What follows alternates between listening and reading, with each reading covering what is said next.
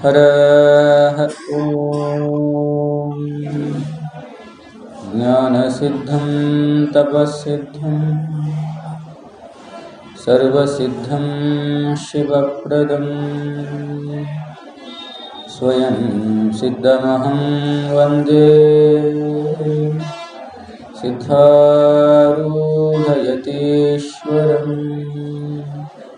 सिद्धारूढयतीश्वरम्।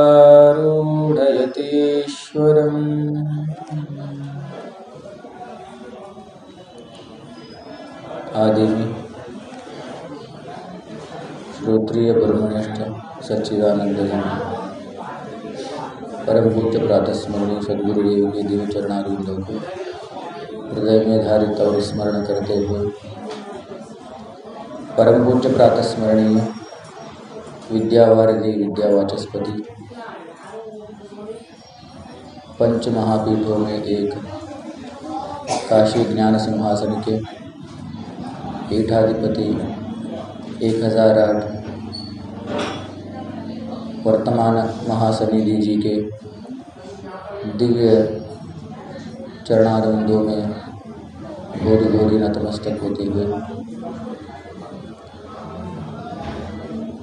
अति सनातन इस दिव्य और भव्य परंपरा का एक जागृत दृष्टांत इस पवित्र तीर्थराज प्रयाग के अधिष्ठातृदेव भगवान वेणी माधव तथा काशी ज्ञान सिंहासन के ही शाखा मठ प्रयागराज जंगमवाड़ी के अधिष्ठातृदेव राजराजेश्वर भगवान के दिव्य उपस्थिति को नतमस्तक होते हुए 144 साल के पश्चात आया हुआ यह महाकुंभ पर्व के निमित्त वर्तमान सन्निधि जी के एक अचूक संकल्प को लेकर यहाँ सायंकाल धर्मगोष्ठी चल रहा है। तो उसी कड़ी में आज सभा में बहु दिन से अपनी भक्ति ज्ञान और वैराग्य का उपदेश देते हुए अब तक आए हुए श्री शटस्थल ब्रह्म ओमकार सिद्ध शिवाचार्य स्वामी जी के चरणों में नतमस्तक होते हुए बहुत सालों से इस प्रयागराज जंगमवाड़ी मठ के मातृवर्ग जो भजना मंडली है निस्वार्थ भाव से सेवा करते आ रहे हैं, उनके हृदय में साक्षी भूत उस परम चैतन्य को तथा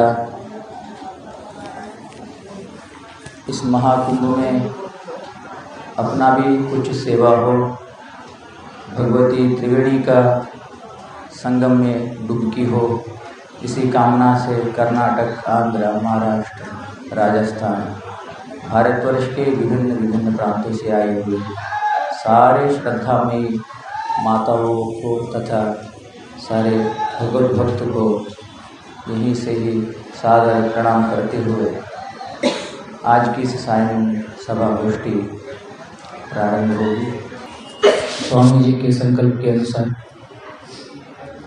यहाँ महाकुंभ पर्व के निमित्त यहाँ सायं सभा गोष्ठी चल रहा है। तो कल तक हम लोग स्वामी जी के पद दर्शन के अनुसार तप के संबंधी विचार कर रहे थे। शास्त्रों में स्पष्ट कहा गया है, प्रयोजनम अनुद्दिश्य मंदोपि न प्रवर्तते। कोई मूढ़ व्यक्ति भी बिना प्रयोजन के कहीं प्रवृत्त नहीं होता। कुछ प्रयोजन सिद्ध होता है तब जाकर वह मूर्ख व्यक्ति भी प्रवृत्त होता है। एक भिक्षुक भी कहीं पर अपना पात्र को फैलाता है, अपने झोली को फैलाता है, तो तो इसी अपेक्षा से फैलाता है कि सामने वाला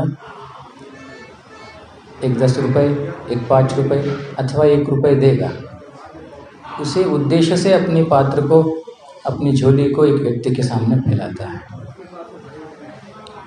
ऐसे भिक्षुक को भी ये एक परिज्ञान है कि मैं कहीं पर अपनी झोली फैलाऊँ तो कुछ प्राप्त होगा। ऐसे में अपने हित, जीवों के हित, मनुष्यों के हित ही सदैव सोचते आ रहे महापुरुष हो, ऋषि मुनि हो, पूरे शास्त्र हो, श्रुति स्मृति हो, अपने ही ग्रंथों में, अपने ही वाक्यों में, अपने ही उपदेशों में महापुरुष एक सांकेतिक रूप से जीव की कल्याण के लिए एक सूत्र को देते हैं।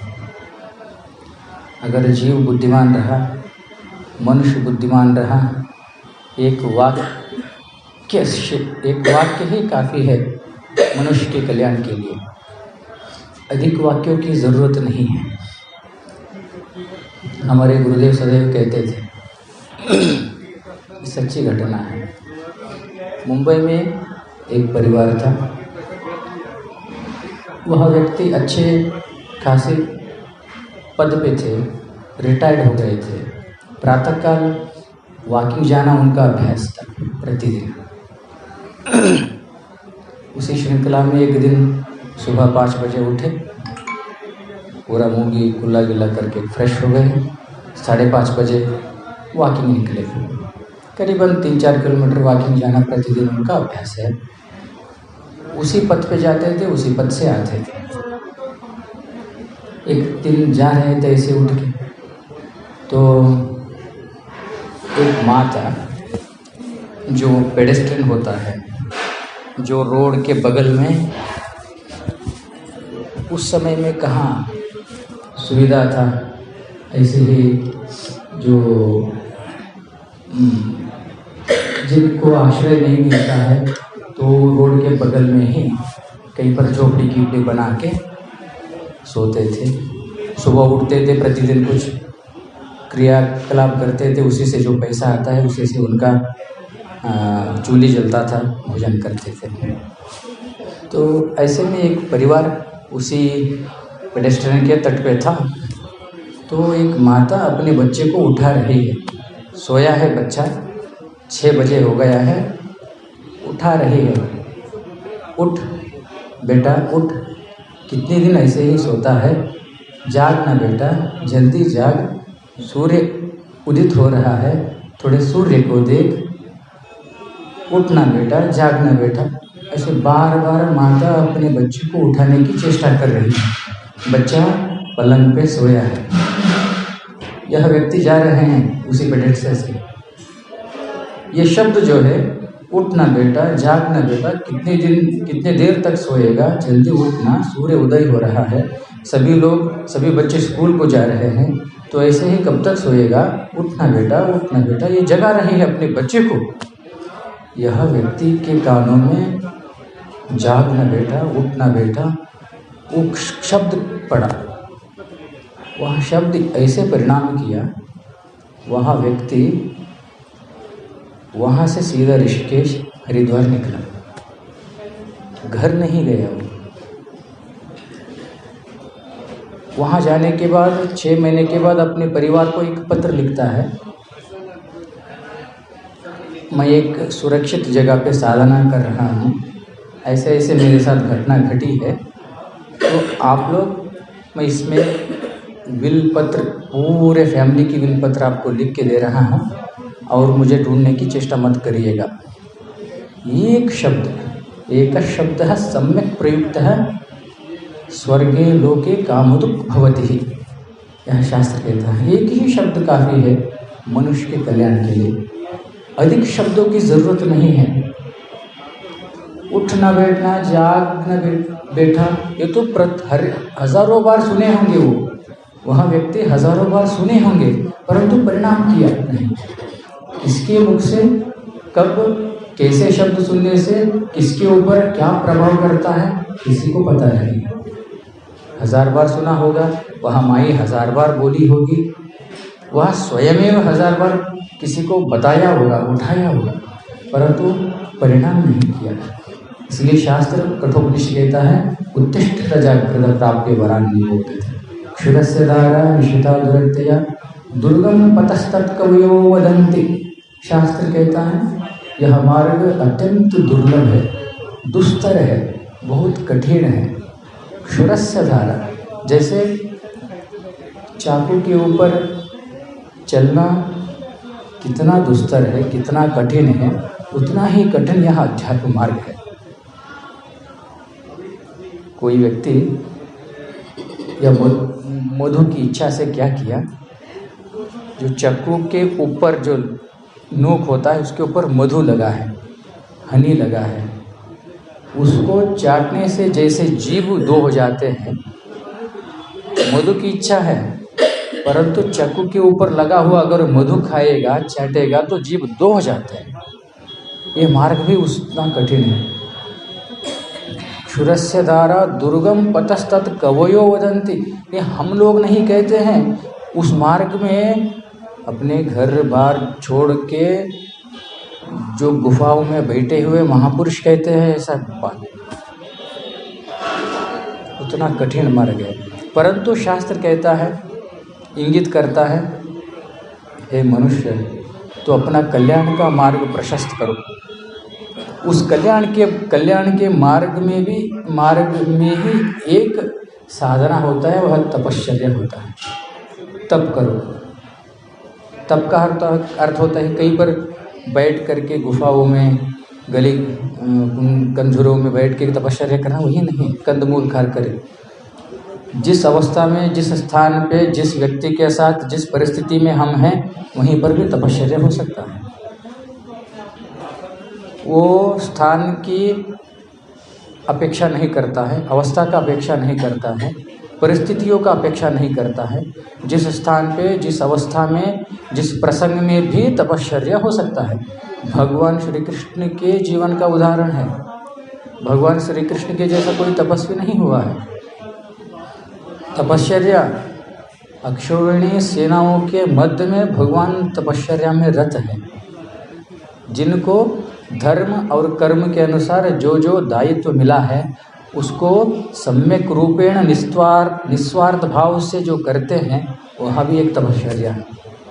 वो शरीर को ताप देने का है, मन को ताप देने का हो, अपने वाणी से, अपनी इंद्रियों से, इसको करना ही तपश्चर्या है। इसको करने से क्या प्रयोजन, तो क्या होता है? इतने दिन बोल रहे हैं तपश्चर्या करने के लिए, तो इसका प्रयोजन क्या है? बहुत अच्छी तरह से एक श्लोक में कहा है, तपोभिः प्राप्यते अभीष्टम। तपश्चर्या करने से अपनी इच्छा की प्राप्ति होती है। अभीष्ट, जो अभीष्ट इच्छित वस्तु है उसकी प्राप्ति होती है। न असाध्यम ही तपस्विनः, और वह तपस्वी व्यक्ति को असाध्य वस्तु कुछ भी शेष नहीं रहता है जगत में। कुछ भी संकल्प करेगा, वह उनके संकल्प के अनुसार वह वस्तु प्राप्त हो जाता है। ऐसे ऐसे महापुरुष हुए हैं, वो संकल्प जो वस्तु करेंगे वह वस्तु सामने प्रकट हो जाता है। शास्त्र या सिद्धांत शिरोमणि तो यहाँ तक कहता है, ब्रह्मादिनांच देवानां जगत सृष्टादि कर्मणि। ब्रह्मदेव हो, विष्णु हो, भगवान शिव हो, सारे 33 कोटि देवताएं हों, सारे तपश्चर्या में रत है। भगवान सृष्टि करते हैं ब्रह्मदेव, किससे? तपश्चर्या से, तप में बैठे हैं। विष्णु भगवान शेषनाग पे, शेषशैया पे है ऐसा, तो वह तपश्चर्या में रत है। भगवान शिव मुद्रा बनाकर बैठे हैं कैलाश में, वह भी तपश्चर्या में रत है। एक ही व्यक्ति तपश्चर्या में रत नहीं है, वो हम लोग हैं। जो मनुष्य है, मनुष्य को कोई तपश्चर्या का आवश्यकता ही नहीं है। इसलिए जिस तपश्चर्या को कहने के लिए शास्त्र ने इंगित किया है, स्थूल शरीर को, मन को नियंत्रित करने के लिए, एक उसी तत्संबंधी दृष्टांत बोलकर मैं अपना वाणी को विराम देता हूँ। तत्पश्चात स्वामी जी बोलेंगे। भगवान बुद्ध के जीवन में एक घटना घटती है। प्रतिदिन प्रातःकाल और सायं गोष्ठी करते हैं, तो उनके आप्त एक शिष्य आनंद, वह अत्यंत निकटवर्ती शिष्य भगवान बुद्ध के थे। तो ऐसे ही सायंकाल, प्रातःकाल और सायंकाल गोष्ठी होती थी। भगवान पहले ध्यान, तत्पश्चात कुछ उपदेश देते थे। उसके पश्चात जैसे भक्त लोग श्री पीठ के प्रति हो अथवा महास्वामी जी के प्रति कुछ भेंट चढ़ाते थे, वैसे कुछ लोग भेंट चढ़ाते थे फल पुष्प इत्यादि का। वैसे ही कुछ लोग अलग भेंट चढ़ाते थे, कुछ गालियाँ बक देते थे। वो भी तो एक भेंट ही है। अनर्गल गालियाँ बकते थे। सामने आना है और भगवान बुद्ध को जो जो उनके दृष्टि में गलत लगता है, होता नहीं है, उनके दृष्टिकोण में जो जो गलत लगता है उसको सामने रख कर भगवान बुद्ध को गालियाँ देना। ऐसे ऐसे गालियाँ देते थे कि हम लोग वहाँ उस परिस्थिति में रहे तो उस व्यक्ति का कल्याण ही कर दे। फिर भी भगवान बुद्ध ऐसे ही शांत बैठे रहते। एक दिन हुआ, 2 दिन हुआ, वह व्यक्ति प्रतिदिन आना ऐसे ही विपरीत असभ्य वर्तन करता था। तो आनंद को सहा नहीं गया। जो निकटवर्ती शिष्य होते हैं उनको सहा नहीं जाता है। अपने गुरुजनों को कोई कुछ ऐसे ही अशब्द बोले तो अच्छा नहीं लगता है, नहीं भी लगना चाहिए, वो अच्छे शिष्य का लक्षण भी नहीं है। तो आनंद को एक बार उसकी धैर्य टूटा और भगवान बुद्ध से बोले, भगवान मैं आपसे एक प्रार्थना करता हूँ, उसका मुझे उत्तर चाहिए। ठीक है, करो, जो जिज्ञासा है प्रकट करो। तो आप वह व्यक्ति, एक व्यक्ति ने आपके यहाँ भेंट चढ़ाया और एक व्यक्ति ने आपको असभ्य वर्तन से गालियाँ बका। वो भेंट चढ़ाया तब भी आप शांत थे, यह इतना गालियाँ बका तब भी आप इतने शांत थे। उसको कुछ ना कुछ प्रतिक्रिया करते, ना आपका शरीर हिला, ना मन में कुछ चंचलता घटी, क्योंकि मन की चंचलता अपने मुखमंडल पे दिख जाती है। मन की चंचलता, आप शरीर को कितने भी कठोर बनाकर बैठे रहे, अगर मन हिला, मन अंदर का मन हिला तो मुख हिल जाता है। आंखों में मन की जो काम है, क्रोध है, लोभ है, वो आंखों में दर्शाई देता है। तो आपके मुखमंडल पर एक भी ऐसा खिन्नता भरी दृश्य हमने नहीं देखा। तो इसकी उत्तर चाहिए मुझे। तो भगवान बुद्ध ने बहुत सिंपल सा उत्तर दिया। अगर कोई व्यक्ति आपके द्वार पे आया है कुछ भेंट लेके, तो आपको वह भेंट नहीं चाहिए। आप शाकाहारी है। कोई मांसाहार व्यक्ति पूरे थाली भर कर उसमें भेड़ बकरियों को काट के उसमें मसाला डालकर आपके द्वार पे आके रखा है, महाराज ये ले लो, अच्छा है, ये खाने से पुष्ट हो जाओगे, आप ले लो, बहुत मेहनत से बनाया हूँ, घर में बीवी से झगड़ के सुबह 4 बजे उठाकर उसको बनाने के लिए बोला हूँ, आप ले लीजिए। तो वो व्यक्ति लेगा क्या? शाकाहारी नहीं लेगा, है ना। तो जैसे एक शाकाहारी व्यक्ति को मांसाहार सामने आके रखने से वह नहीं लेता है, वैसे ही एक संतुलित स्थिति वाला, संतुलित मन वाला व्यक्ति असंतुलित करने वाले कोई भी वस्तु हो, पदार्थ हो, परिस्थिति हो, अपने सामने आने से उससे वो विचलित नहीं होता है, उससे वो प्रभावित नहीं होता है। इसलिए गीता में परमात्मा ने कहा, मन को विपरीत परिस्थितियों में संतुलित रखना ही एक योग है। वो मानसिक संतुलन करने का योग है, मानसिक तपश्चर्या है। सुख दुखे समय कृत्वा लाभा लाभो जया जयो, वो तो ज्ञानी की स्थिति है। फिर भी उस ज्ञानी की स्थिति जो है, उसके पहले सीढ़ी पे भी हम चले तो हमें कुछ ना कुछ उसका स्पर्श मिलता है, कुछ ना कुछ उससे हमें ज्ञान होता है। हाँ, यह मार्ग मेरे लिए प्रशस्त है, इस मार्ग से मैं चलूँ तो वहाँ तक जाने का कुछ मार्ग प्रशस्त हो जाएगा आगे। तो चलने का चेष्टा तो पहले करना ही चाहिए। 10वीं कक्षा में जाना है तो पहली कक्षा में एडमिशन तो करना है। तो इसी मार्ग को स्वामी जी बहुत दिन से बोल रहे थे, तो इसी कड़ी को आगे स्वामी जी बताएंगे और इसका यथावत आगे फिर कल विचार करेंगे। अभी मैं यह 2 वाणी को स्वामी जी के चरणों में, स्वामी जी के चरणों में रखते हुए अभी